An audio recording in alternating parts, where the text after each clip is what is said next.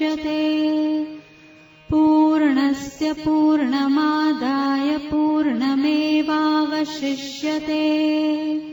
ॐ शान्ति शान्ति शान्तिः। बोलिए श्री सद्गुरुदेव भगवान की जय। सच्चिदानंद भगवान की जय। परम पूज्य स्वामी श्री प्रेमपुरी जी महाराज की जय। ओम भद्रं कर्णेभिः शृणुयाम देवा भद्रं पश्येमाक्षभिर्यजत्राः स्थिरैरङ्गैस्तुष्ट्वा देवहितं यदायुः। ॐ शान्ति शान्ति शान्तिः। ॐ स्वस्ति न इन्द्रो वृद्धश्रवाः स्वस्ति नः पूषा विश्ववेदाः स्वस्ति नस्तार्क्ष्यो अरिष्टनेमिः स्वस्ति नो बृहस्पतिर्दधातु। ॐ शान्ति शान्ति शान्तिः।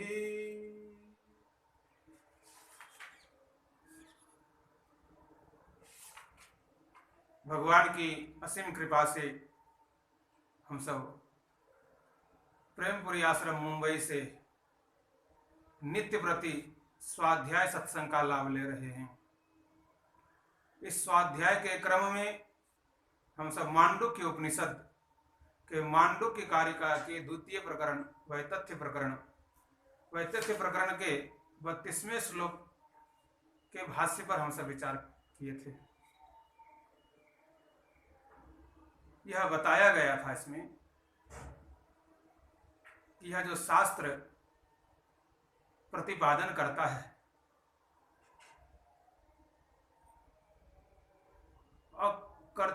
अकृत कर्तृ च शास्त्रम अकृत कर्तृ च शास्त्रम कृतनुकारित्वे अप्रमाणम। शास्त्र जो है अकृत कर्तृ च शास्त्रम, जिस चीज को हम नहीं जानते, जो सत्य है सही है उसको हम नहीं जान पा रहे हैं, तो शास्त्र संत सद्गुरु उस तत्व को उस वस्तु को बताते हैं। जिसको हम जानते हैं और उसी को यदि कोई बताए तो उसकी महत्ता नहीं होती है, उसकी विशेषता नहीं होती है। जैसे हमको साधारण ज्ञान है, यह घर है, यह कुर्सी है, यह पंखा है, यह टेबल है, तो जब हम पंखे का हमको ज्ञान है, घर का ज्ञान है, यह साधारण ज्ञान हमें है, और उसी चीज को फिर कोई गुरु आकर के कहेगा कि यह पंखा है या घर है, इसको तो हम जान ही रहे थे। तो जिसको हम जान ही रहे हैं और उसी को आकर के कोई बताता है तो वह गुरु नहीं कहलाता और न वह शास्त्र कहलाएगा। तो शास्त्र की क्या जरूरत पड़ी? तो हम ऐसे ही जान रहे हैं। मैं मोटा हूं या किसी को बताने की जरूरत नहीं पड़ता, यह स्वयं हमको अनुभव हो रहा है कि मैं मोटा हूं। मैं पुरुष हूं, यह हमें स्वयं अनुभव हो रहा है, यह बताने की जरूरत नहीं पड़ेगी। हमारे पास धन आ गया और हमको धनी का अनुभव होने लगा, भूख लगा, मैं भूखा हूं, यह हमको अनुभव हो रहा है। तो इसी को कोई गुरु आकर के बताए कि तुम भूखे हो, तो कहते नहीं। जिस वस्तु को, जिस दुख को, जिस सुख को, जिस तत्व को हम जानते हैं साधारण रूप से, उसको संत सद्गुरु नहीं बताते, और न वह शास्त्र बताता है। शास्त्र जो बताते हैं कहते हैं अज्ञात ज्ञापकम शास्त्रम। शास्त्र अज्ञात का ज्ञापक होता है। अर्थात जिसको हम नहीं जान पा रहे हैं साधारण रूप से, जिस तत्व को, और वह तत्व वास्तव में है, तो जो तत्व वास्तव में है और जिस तत्व को हम नहीं जान पा रहे हैं, तो शास्त्र उसे बताते हैं, संत सदगुरु उसे बताते हैं। यह वही चीज यहां पर कहा कि अकृत कर्तरी च शास्त्रम, जिस चीज को हम नहीं कर पा रहे हैं, नहीं किए, उसको शास्त्र कराते हैं, बताते हैं। कृत अनुकारित्वे अप्रमाणम, हम जो कर ही रहे हैं, जान ही रहे हैं, कहते उसके लिए कोई प्रमाण की जरूरत ही नहीं शास्त्र की, वो तो हम जान ही रहे हैं। या तो अविद्याध्यारोपित सुखित्वादि विशेष प्रतिबंधाद एव आत्मनः स्वरूपेण अवस्थानम स्वरूपावस्थानम च श्रेय इति, यह कहा गया। यथा जिससे अविद्या आरोपित, अब शास्त्र किसको बताते हैं, तो बताया कि अज्ञान, अविद्या का अर्थ अज्ञान, यथा मतलब जिससे अविद्या आरोपित, अविद्या के द्वारा, अज्ञान के द्वारा हमने आरोपित कर लिया कि सुखित्व, मैं सुखी हूं, मेरे पास बहुत धन है, बड़ा घर है, गाड़ी है, परिवार है, सभी साधन है, तो मैं सुखी हूं। यह वास्तव में जो मैं सुखी हूं, यह साधारण ज्ञान है। इस साधारण ज्ञान अर्थात यह अविद्या के कारण से, अज्ञान के कारण से यह मैं जान रहा हूं। तो शास्त्र इसको हटाकर कहते हैं कि वास्तव में तुम सुखी नहीं हो। तो विशेष प्रतिबंधाद एवं आत्मन, यह आत्मा का यह विशेष प्रतिबंधन है, अर्थात यही बंधन है, यही आवरण है। इसी को माया कहिए, इसी को अविद्या कहिए। आत्मा स्वरूपेण अवस्थानम सर्वस्थानम च श्रेय इति, कहते स्वरूपेण अवस्थानम, अपने स्वरूप में यदि स्थिति होकर, हम यदि स्वरूप में स्थित हो गए, अपने आत्मस्वरूप को जान लिए, तो आत्मस्वरूप को यदि हम जान लिए, कहते वह श्रेय हो, कल्याणकारी है। उसी को कहा सुखित्वादि निवर्तकम शास्त्रम। शास्त्र क्या करता है, सुखित्वादि निवर्तकम। शास्त्र मैं सुखी हूं, फिर कह दिया मैं दुखी हूं, तो शास्त्र कहता है तुम न सुखी हो, तुम न दुखी। मैं सुखी हूं यह हर समय हम नहीं कहते। कोई ऐसा सुख हमारे पास अस्थाई स्थिर नहीं है। सुबह से शाम तक हम एक रस में मैं सुखी हूं ऐसा नहीं कहते, क्योंकि सुखी हूं जब खाते हैं तो भोजन करते हैं तो भोजन का सुख लेते हैं, लगता है कि मैं सुख पा रहा हूं, मैं सुखी हो रहा हूं। तो भोजन से सुख पा करके सुखी हो रहा हूं, वह थोड़े देर के लिए, फिर उसमें परिवर्तन आया सुख में। फिर कैसा परिवर्तन आया, परिवर्तन आ गया कि हमने अब कोई कार्य करना शुरू किया, तो कार्य से हमको जो लाभ मिलने लगा, उस लाभ से मैं सुखी हूं। फिर वो लाभ मिलना बंद हो गया, मैं दुखी हूं। तो लाभ मिलता है तो मैं सुखी मानता हूं, लाभ मिलना बंद हो जाता है तो मैं दुखी मानता हूं। तो शास्त्र कहते हैं तुम यह हानि लाभ, यह जितना भी संसार में होता है, और उस हानि लाभ से हम सुखी और दुखी जो मानते हैं, अपने आप को धनी गरीब अमीर इत्यादि जो मानते हैं, शास्त्र उसका निराकरण करते हैं। सुखित्वादि निवर्तकम शास्त्रम, वास्तव में सुखित्वादि का यह जो आरोप हम करते हैं हम अपने आप में, उसको निवर्तन करता है। आत्मनि असुखित्व आदि प्रत्येक कारणेन नेति नेति न इति, यह तुम सुखी नहीं हो, तुम दुखी नहीं हो। क्यों? आत्मा असुखी, निर्विशेष है, इसमें कोई विशेषता नहीं है, निर्विशेष आत्मा है, एक है, अद्वितीय है, स्थूल, न वह मोटा है न पतला है, वह बिल्कुल स्थूल है, मोटापा से रहित है। आदि वाक्य आत्म स्वरूप वद सुखित्वादि अपि, सुखित्वादि आत्मस्वरूप में सुखित्वादि को, सुखित्वादि भेदेषु नानावृत्तोऽस्ति धर्मः, नानुवृत्तोऽस्ति धर्मः, सुखित्वादि अपि सुखित्वादि भेदेषु नानुवृत्तोऽस्ति धर्मः। वास्तव में आत्मा में सुखित्व हूँ, दुखित्व हूँ, धनी हूँ, गरीब हूँ, अमीर हूँ, यह आत्मा में ऐसा धर्म नहीं है।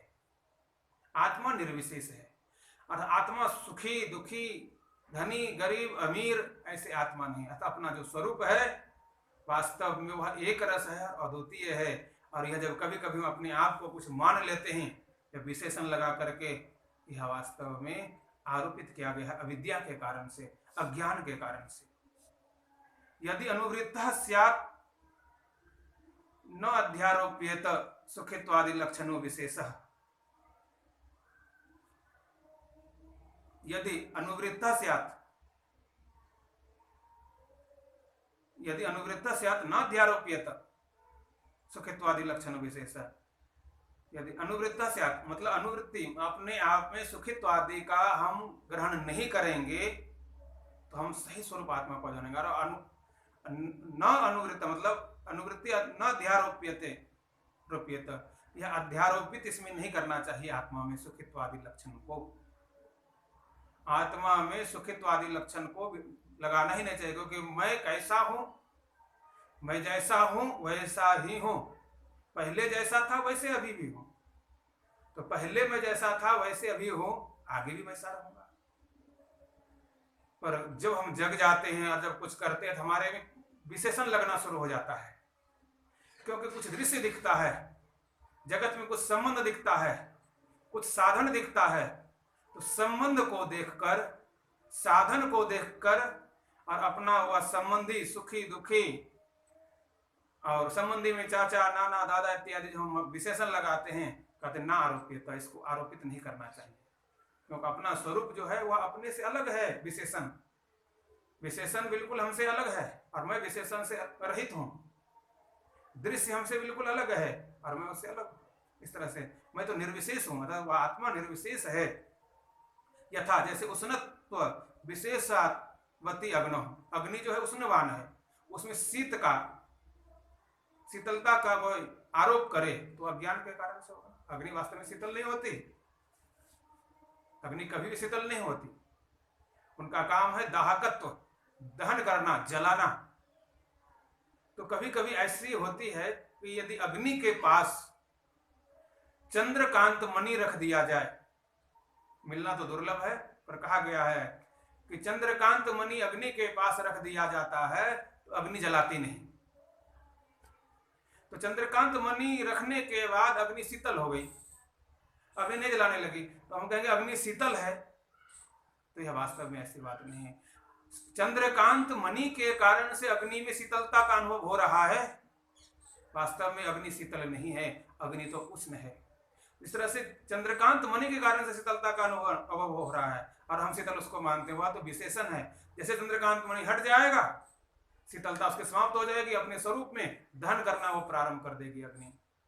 वैसे ही हमारा जो आत्म स्वरूप है, मैं निर्विशेष हूं।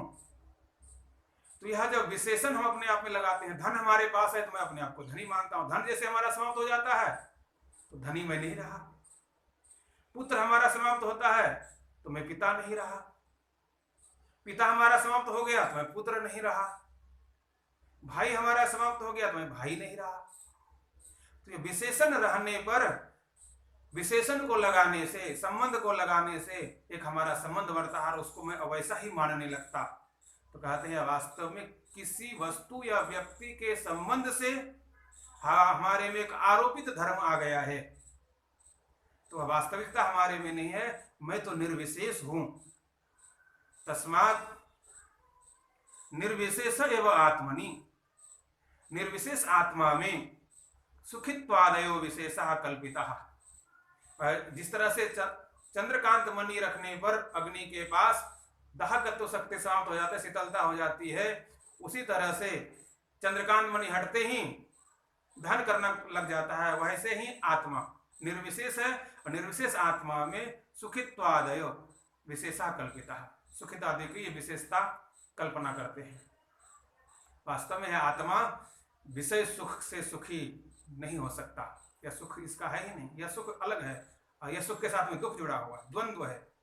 इसको द्वंद्व कहा, द्वैत कहा, भेद kha, प्रपंच कहा, अनेक कहा, कई नामों से कहा गया। तो ये कल्पिता, कल्पना की गई।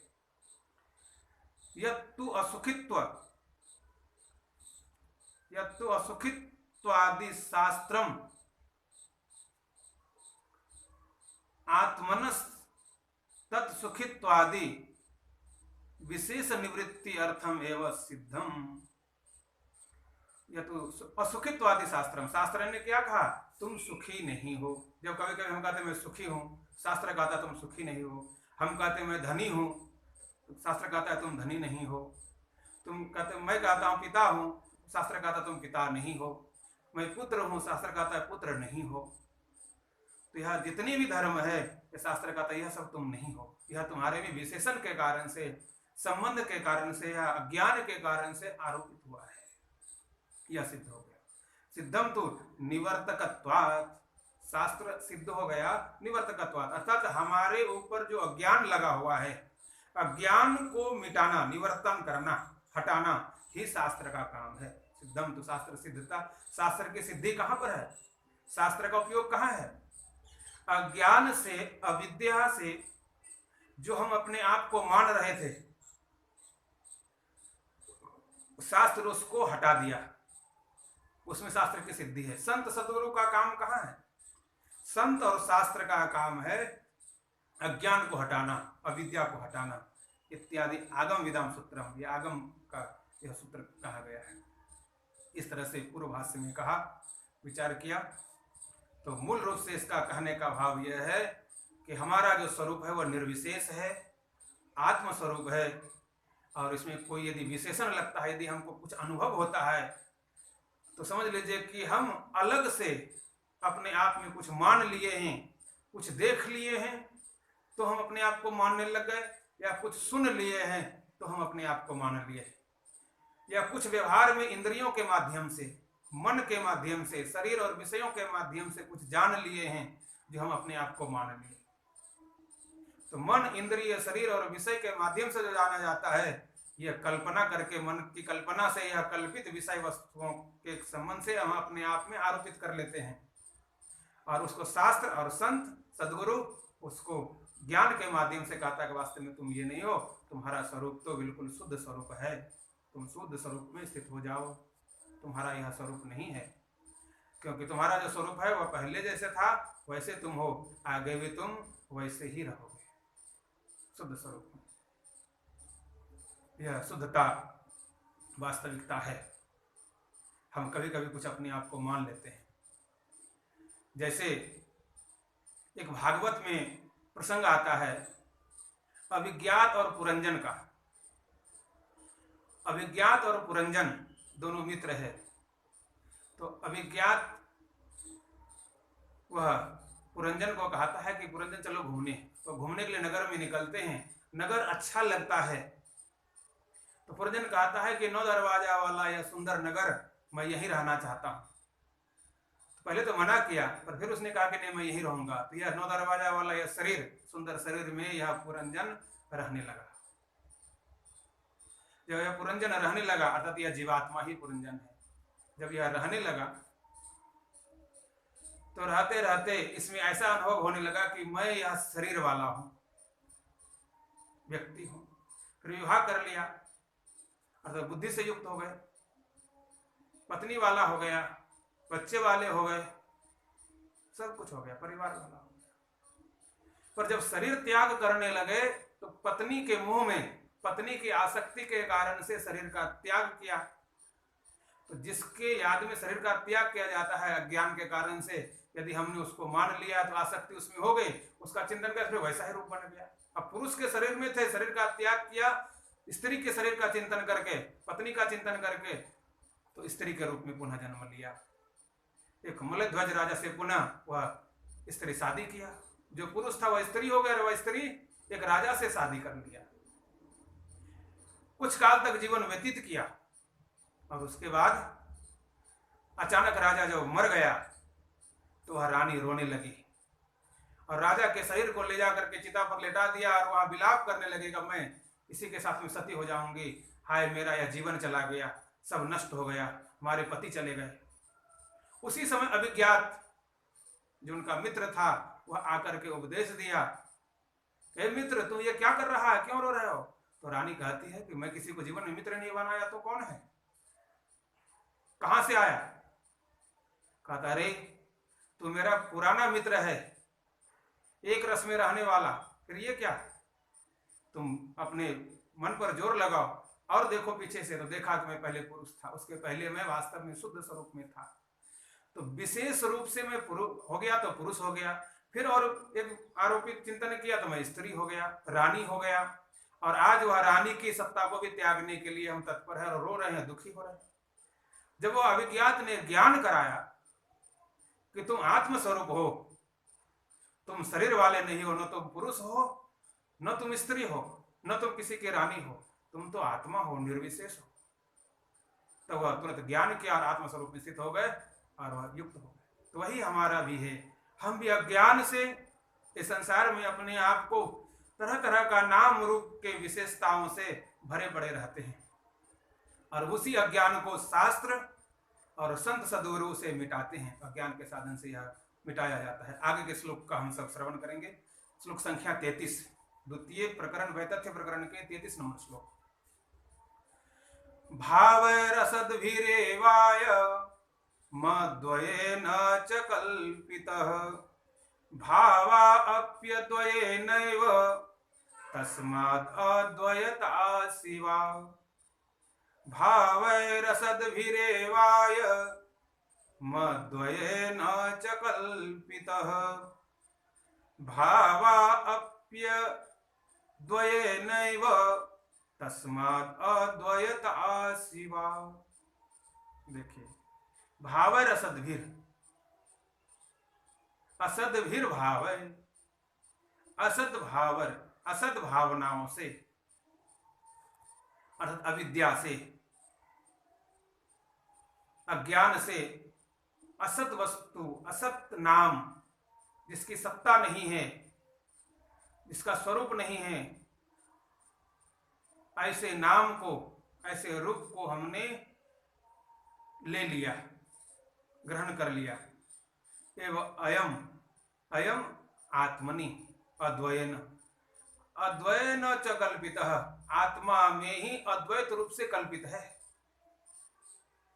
यदि हम अपने आप को धनी मान रहे हैं तो धनी, मैं धनी हूं, मैं हूं, पहले तो क्या होगा, मैं हूं और मैं धनी हूं,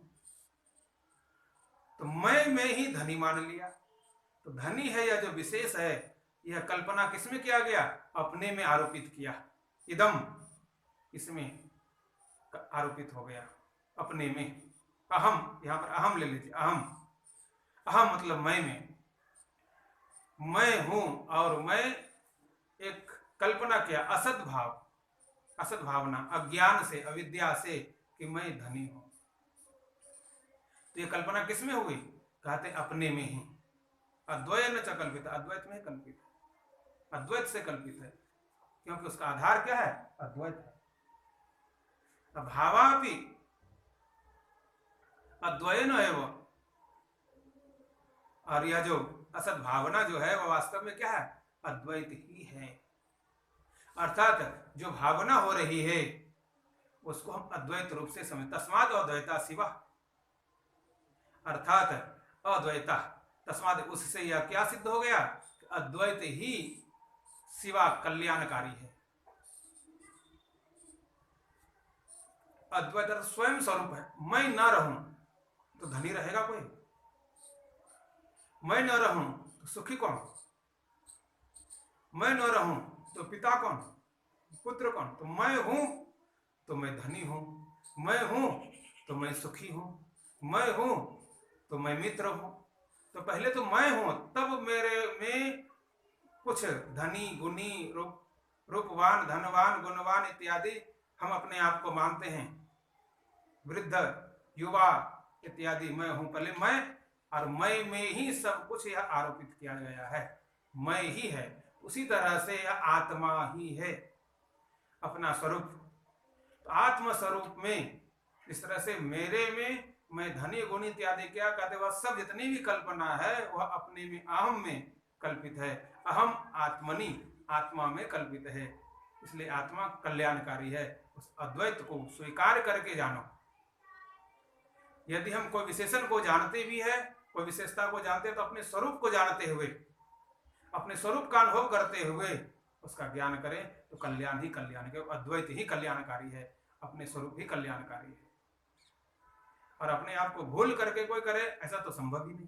तो अपने आप को जानता तो है, पर कभी कभी वह अपने आप को जान करके भी भूल जाता है। व्यवहार में इतने रत हो जाते हैं कि अपने खुद के कर्तव्य का बोध नहीं रहता। ये हुआ।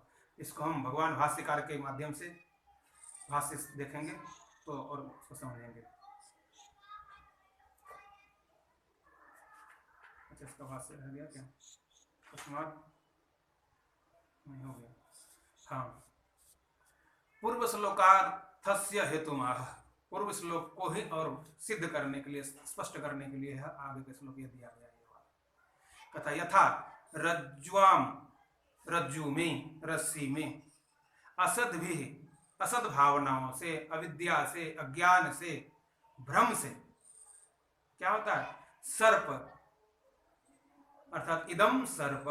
देखिए, यह जो रस्सी है, इस रस्सी को जो आधार क्या है? रस्सी, जिसको हम देख रहे हैं वह क्या है? रस्सी। पर वह असद भावनाओं से, अज्ञान की स्थिति में रह करके हम उसको कैसे देख रहे हैं? तो कहते हैं सर्प, धारा, यम धारा, यम दंड, इस तरह से तरह तरह की भावना होती है। तो सर्प धारा आदि भी अद्वयन च रज्जु द्रव्य न सता अयम सर्प इयम धारा दंडो अयम इति। तो द्रव्य क्या है? रज्जु है, रस्सी है। और उस रस्सी में हम कल्पना क्या कर रहे हैं? उसमें कल्पना कर रहे हैं कि यह दंड है, यह सर्प है। देख रहे हैं हम किसको? रस्सी को। अनुभव कर रहे हैं रस्सी को, पर रस्सी को रस्सी रूप में अनुभव नहीं करके सर्प के रूप में अनुभव कर रहे हैं, इसलिए डर रहे हैं। रस्सी को रस्सी रूप में अनुभव न करके दंड के रूप में अनुभव कर रहे हैं, इसलिए उसका और भी उपयोग करना चाहते हैं, रस्सी का उपयोग नहीं कर पाते। वैसे ही यहां पर कहा अयम इति वा रज्जु द्रव्यम एवं कल्प्यते एवं, यह रज्जु द्रव्य ही कल्पना है। एवं उसी प्रकार प्राण आदि भीर अनंतर सद्भीर एवं अविद्यमान न परमार्थतः। जिस तरह से एक रस्सी में तरह तरह की कल्पना हुई, उसी तरह से आत्मस्वरूप में रस्सी एक है और कल्पना करने वाले अलग अलग तरह से अपनी अपनी भावनाओं को वहां प्रकट कर रहा है कि ये वस्तु यह है। उसी तरह से आत्मा एक है, उसी में कोई प्राण रूप से इसे जानता है, कोई मन रूप से जानता है, साधारण व्यक्ति कोई शरीर रूप से इसे जानता है, जो भावना पहले सब प्रकट किया करके। कोई अपने आप को कुछ रूप से जानता है, कोई कुछ रूप से जानता है। साधारण व्यक्ति और अपने आप को मैं कहता कि मैं पिता हूं, कोई कहता मैं पुत्र हूं, कोई कहता मैं भाई हूं, कोई कहता मैं पति हूं, कोई कहता मैं पत्नी हूं। तरह तरह की भावनाओं से, अविद्या से, अज्ञान से ग्रसित होकर के और अपना जीवन जीते रहता है। और जीते जीते पिता होकर के, दादा होकर के, भावना में जीते जीते समय बीत जाता है और पता ही नहीं चलता कि मैं कौन हूं। मृत्यु की स्थिति आ जाती है। पर कहते हैं वास्तव में यह कल्पना किसमें हो रही थी? मेरे में। यह ज्ञान हो कि मैं स्वस्वरूप आत्मस्वरूप हूं और मेरे में ही यह सब आरोपित है। यह संबंध हमारा कुछ काल के लिए है, कुछ समय के लिए है। वास्तव में मैं, यह संबंध समाप्त हो जाएगा तो हमारा वास्तव में मैं, मेरा यह स्वरूप नहीं रहेगा। तो मेरा असली स्वरूप क्या है? आत्मस्वरूप है। आत्मस्वरूप में निश्चय हो जाना, यह सांसारिक संबंध मिथ्या तो सिद्ध हो जाएगा। आत्मस्वरूप का निश्चय हो जाना, पूर्व में जो पहले आया था, आत्मस्वरूप का निश्चय हो जाने से यह संबंध भी आत्मस्वरूप में अनुभव होने लगता है। जैसे एक उदाहरण और देते हैं। सोने का ज्ञान हो गया, आधार क्या है? सोना। तो सोना का जब हमने ज्ञान कर लिया, स्वर्ण का, तो स्वर्ण का ज्ञान हो गया, सोने का ज्ञान हो गया, तो सोने से बने हुए आभूषण, तो कंगन है, तो कंगन का ज्ञान हो रहा है। तो कंगन का ज्ञान हो रहा है या कंगन सोना में है, तो सोना ही है। सोने में कंगन है, कंगन सोने से अलग नहीं। और सिर्फ यह आकृति, सोने में जो आकृति मात्र है वह कंगन है। कोई कुंडल बन गया सोना, कान का कुंडल बन गया, तो कुंडल यह आकृति मात्र है। किसमें आकृति है इसके? तो सोना में ही है। तो कुंडल है या गले का हार है सोने का, तो हार के रूप में वो जो दिखाई देता हार है, एक नाम हो गया हार। तो वह हार किसमें है? उसका आधार क्या है? सोना। तो सोने में ही वह हार है, सोना से अलग नहीं। सोना में एक आकृति बन गई और वह हार हो गया।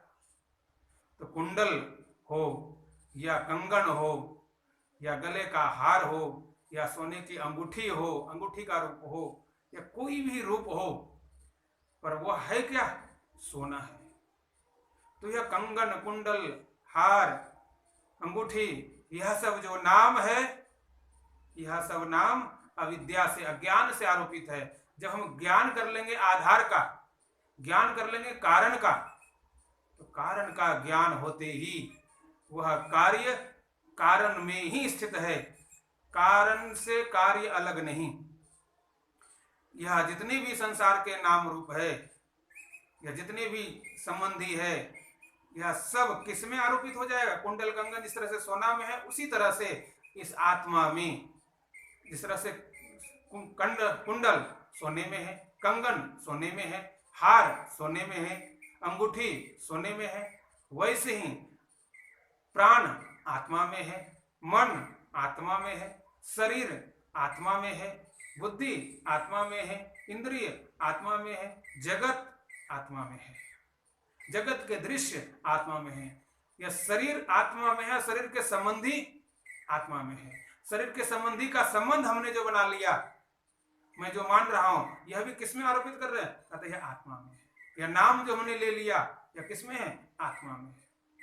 तो आत्मा, मैं आत्मा हूं और इस आत्मा में ही अनेक नाम से हम जानने लगे, अनेक नाम और रूप से हमें अनुभव होने लगा। तो संसार का जो अनेक नाम और रूप है, यह आकृति कार्य रूप में जब स्थित है, तब हमको अज्ञान जब हमारे अंदर में है, अविद्या है, आवरण है, तब तक इसका अनुभव होता है। और जब यह अविद्या से हट जाता है, सारे विशेषण हट जाते हैं, तो हम अपने स्वरूप में स्थित हो जाते हैं, हम निर्विशेष हो जाते हैं। सारी आकृति को, कुंडल, कंगन, कड़ा, हार, अंगूठी इत्यादि को सबको जब सोनार गला करके एक कर देता है, तो सब आकृति कहां गई? सब आभूषण कहां गया? क्या हुआ?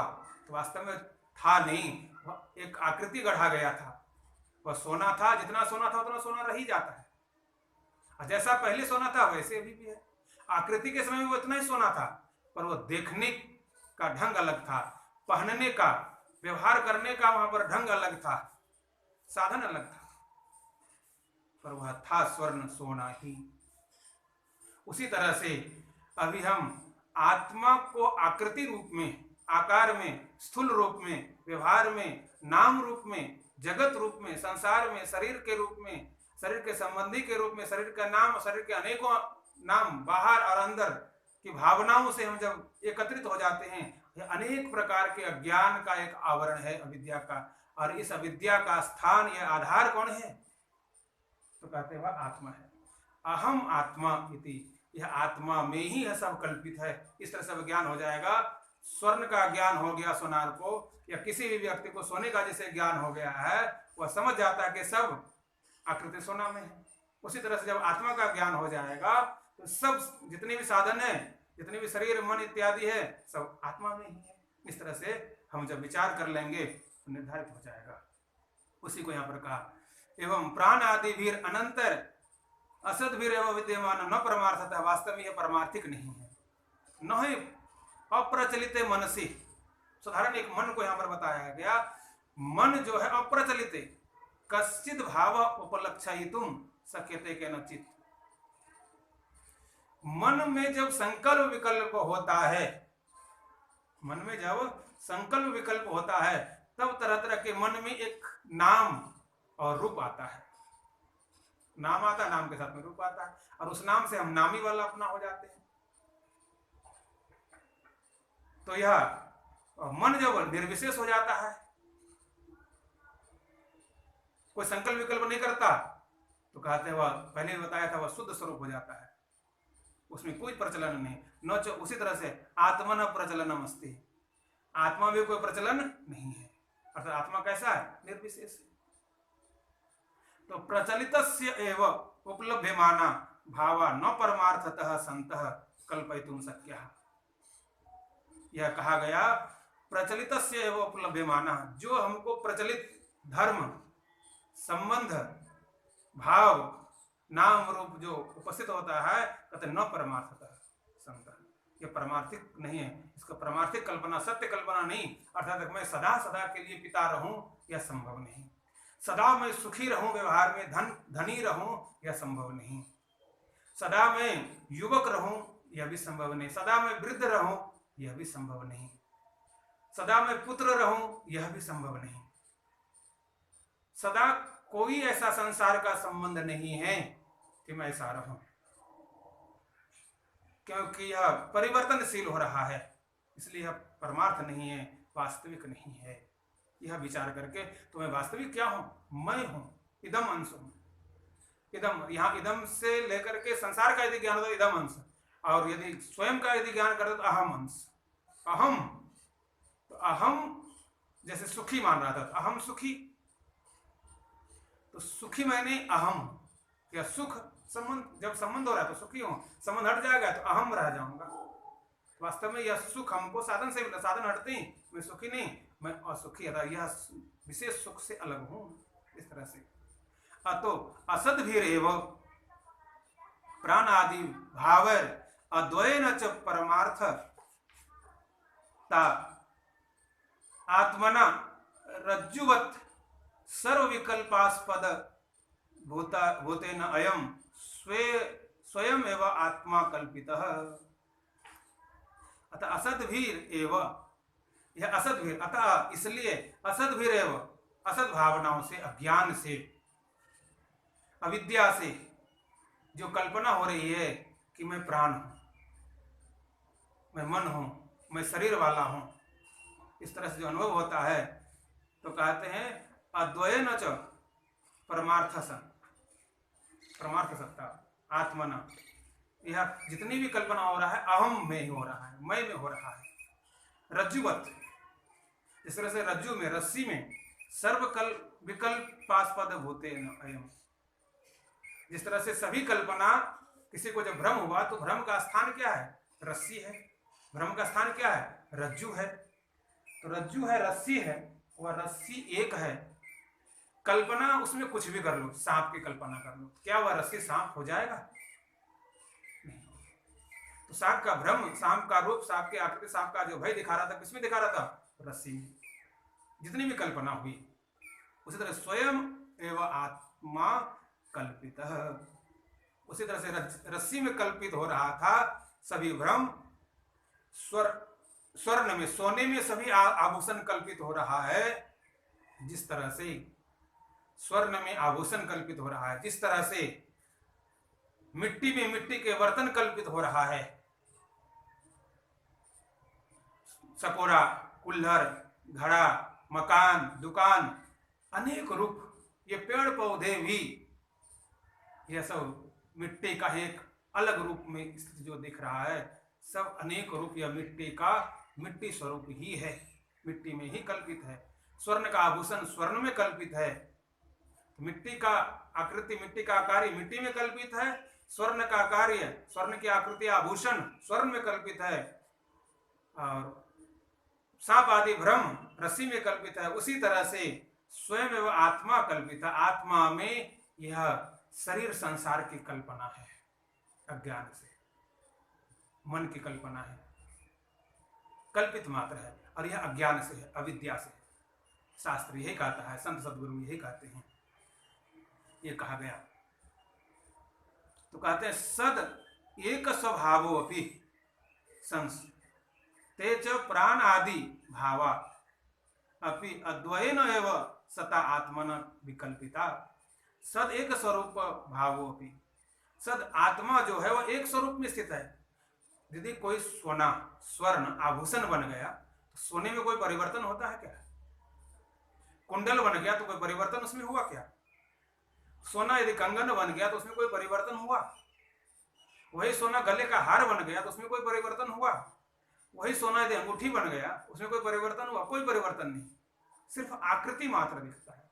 तो सोने में कोई परिवर्तन नहीं होता, सोना जैसा था वैसे ही है, वैसे ही यह आत्मा बिल्कुल कारण रूप से सद एक स्वभावोपि संस्ते च प्राणादि भावा, प्राणादि की भावना जो हो रही है यह आभूषण के तरह, स्वर्ण में आभूषण जिस तरह से कल्पना होती है उसी तरह से ये प्राण, शरीर, मन, बुद्धि, विषय, संसार में नाम रूप, सुखी दुखी, अहम कर्ता भरता धरता इत्यादि जो भी अनुभव हो रहा है यह सब आत्मा में कल्पित है। और इस कल्पना से आत्मा में कुछ भी परिवर्तन नहीं होता, आत्मा ज्यों का त्यों है।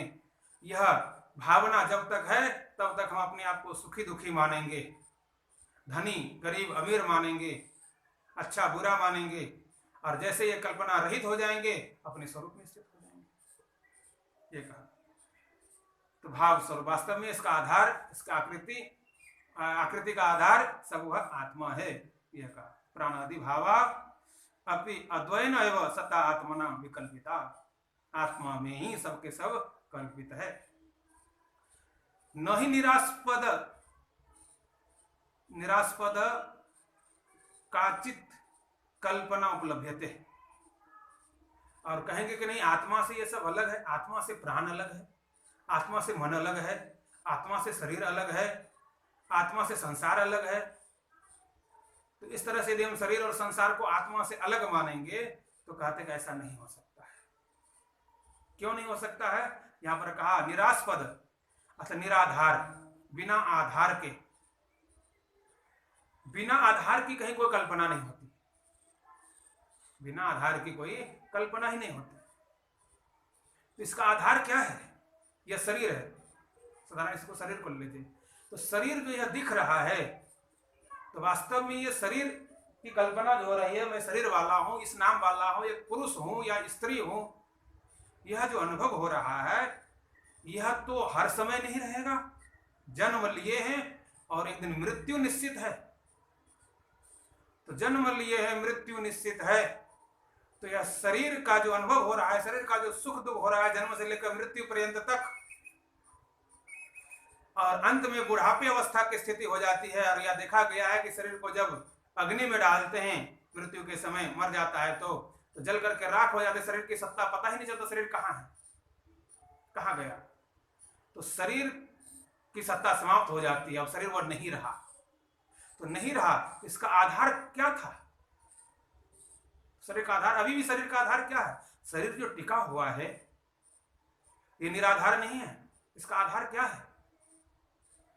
शरीर किसके ऊपर टिका हुआ है यह विचार करें। तो शरीर वास्तव में टिका हुआ है वो आत्मा के ऊपर। कहते आधार, आधार कहते जिसके ऊपर टिका हुआ हो। जैसे अभी इस टेबल के ऊपर यह पुस्तक हम रखे हैं, टेबल हटा देंगे तो ये हाथ में रखे हैं, जैसे ऐसे देख लो हाथ में रखे हैं, तो इस पुस्तक का आधार क्या है? हाथ को यदि हम हटा दे तो पुस्तक क्या होगा? गिर पड़ेगा। इसको आधार, पुस्तक का आधार हो गया हाथ। उसी तरह से यह शरीर, तो शरीर का आधार क्या है? शरीर किसके ऊपर टिका हुआ है? विचार करेंगे कि जिसके बिना नहीं रह सकता। तो पृथ्वी पर टिका है, पृथ्वी पर खड़े हैं, पृथ्वी पर बैठे हैं, तो कहते ऐसी बात नहीं, पृथ्वी से मतलब नहीं है। कभी कभी लोग आकाश में ही उड़ते रहता है हवाई जहाज में, पृथ्वी के सहारा भी नहीं लेना पड़ता, उसके बिना भी रह लेते हैं। तो वास्तव में आत्मा है, आत्मा की सत्ता, यदि आत्मा यदि शरीर को त्याग कर देता है तो यह शरीर समाप्त हो जाता है। तो आत्मा पर टिका हुआ है, आत्मा की सत्ता इस शरीर से समाप्त होगी, शरीर की सत्ता समाप्त, इसको मृत कहने लग गए। अब इस शरीर न बढ़ता है, न फलता है, न अच्छा दिखता है, न सुंदर लगता है, न खाता है, न पीता है, न सोता है, न जगता है। क्या हो गया? क्या था इसमें? कौन है वह? कहते वही आत्मा है, और वही मेरा स्वरूप है, जिसको निकलने के बाद सारा संबंध समाप्त हो जाता है, वही आधार है।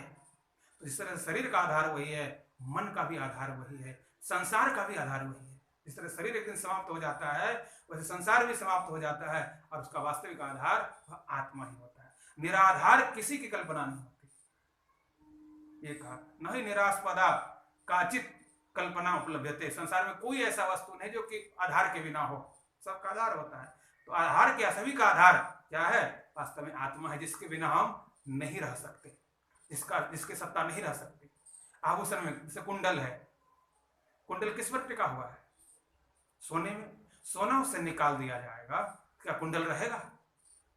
कुंडल की सत्ता समाप्त। सोने अलग हो गए उस कुंडल से, सोना समाप्त हो गया।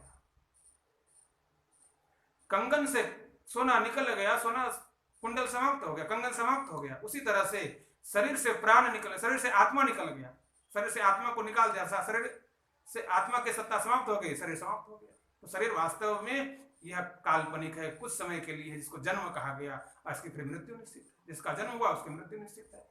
तो यही अज्ञान है, यही अविद्या है। अतः सर्वकल्पना आस्पदत्वात्, संसार में जितनी भी कल्पना है, मैं शरीर वाला हूं, पुरुष हूं, धनी हूं, गरीब हूं, अमीर हूं, जो भी कुछ हूं, सबका आधार है। और वह किसमें है? स्वयं आत्मना, वह आत्मा में ही कल्पित है, आत्मा ही सबका आधार है, यह कहा गया। आत्मना अद्वयस्य अव्यभिचारात्, और अव्यभिचार से रहता है। जिस तरह से एक सोने में अनेक प्रकार के आभूषण रत्न में कोई विचार नहीं होता, एक मिट्टी में, पृथ्वी में अनेक प्रकार के घड़े, कुल्हड़ इत्यादि रहते हैं, कोई विचार नहीं होता। उसी तरह से एक आत्मा में अनेक रूप और नाम होते हैं, शरीर और संसार होते हैं, इसमें कोई भी विचार नहीं है। चाहे संसार किसी भी रूप में हम अनुभव कर रहे हैं, पर वास्तविक रूप इसका नहीं है, विशेष रूप है। और सामान्य रूप जो हमारा है, जो वास्तविक है, वह निर्विशेष है, अर्थात तो आत्मस्वरूप है, ये कहा। तो ये विचारात कल्पना अवस्थायाम अद्वैता शिवा, कल्पना अवस्था में ही यदि हमको आत्मा का ज्ञान हो जाए, जैसे कि स्वर्ण आभूषण, स्वर्ण का आभूषण हमने कुंडल पहना है या कंगन पहना है हाथ में, तो कंगन के समय हमने ग्रहण कर लिया कि कंगन तो पहना हूं, पर यह सोना है, सोना पहना हूं, सोना को धारण किया हूं, कान में सोने को धारण किया हूं, यह यदि ज्ञान हो गया तो कुंडल टूट भी जाएगा, कंगन टूट भी जाएगा, तो मोह नहीं होगी, आसक्ति नहीं होगा, दुख नहीं होगा। क्यों? जानते हैं टूटा है, पुनः बन जाएगा, जाएंगे सोनार के पास, बन जाएगा, उसमें दुख नहीं होता। तो आधार का ज्ञान हो गया तो दुख नहीं होता। उसी तरह से आत्मा का ज्ञान हो जाने पर संसार में यदि मृत्यु होती है तो उसे किसी प्रकार का दुख नहीं होता, क्योंकि वह स्वस्वरूप का, आत्मस्वरूप का ज्ञान किया है। और पहले ज्ञान किया है तो कहते वह जीते जी मुक्त है, अतः वह स्वरूप है, वास्तव में आत्मा ही है, आत्मा में ही सबकी कल्पना है। यहाँ प्रमुख रूप से यह बताया गया वैधता से। कल्पना एवं तु अशिवा, यह कल्पना जो है, देखिए जिसमें कल्पना है वह सत्य है, पर कल्पना एवं तु अशिवा, कल्पना जो है वह अशिव है, मतलब कल्याणकारी नहीं है। यदि हमने किसी की कल्पना किया है तो उसका सुख मिला है, तो निश्चित है कि उसके अभाव में हमको दुख मिलेगा, उसके अभाव में हमें दुख मिलेगा। जिसको हमने पाया है उसको खोना पड़ेगा, जिसको हमने धारण किया है उसको त्यागना पड़ेगा। संसार में जितनी भी कल्पना है वह कल्पना कोई स्थिर नहीं होती, कि वह कल्पना है और वह मन की कल्पना है, तो अनेक कल्पना है, यह वास्तव में अशिवा, कल्पना एवं अशिवा। इसलिए रज्जु सर्पादिवत त्रास आदि कारिण्यो ही ताहा, जिस तरह से रस्सी में सर्प की कल्पना करके भयभीत हो रहा है, डर रहा है, उसी तरह से आत्मा में कल्पना करके हम भी भयभीत हो रहे हैं, डर रहे हैं, घबरा रहे हैं, संकित हो रहे हैं, हमारा जीवन कैसे चलेगा, मैं कैसे जीऊंगा, कैसे रहूंगा, पता नहीं हमको पुत्र मानेगा कि नहीं मानेगा, शरीर में रोग हो गया, पीड़ित हो गए, पता मैं ठीक होऊंगा कि नहीं होऊंगा, हमारी क्या स्थिति होगी, मेरा जीवन कैसे चलेगा। इस तरह से तरह तरह की हम कल्पना करते हैं, पर वास्तव में अद्वैता अभय अतः सैव शिवा, वास्तविकता क्या है? अद्वैता, अद्वैत अभय, द्वैत में भय है और अद्वैत में अभय है, शिव है अर्थात कल्याण है। तो जीवन में कल्याण का साधन है, इस तरह से हम जाने। समय पूर्ण हो गया, इतना गा करके वाणी को विराम देते हैं। बोलिए श्री सद्गुरुदेव भगवान की जय। ओम पूर्णमदः पूर्णमिदं पूर्णात् पूर्णमुदच्यते पूर्णस्य पूर्णमादाय पूर्णमेवावशिष्यते। ओम शांति शांति शांति।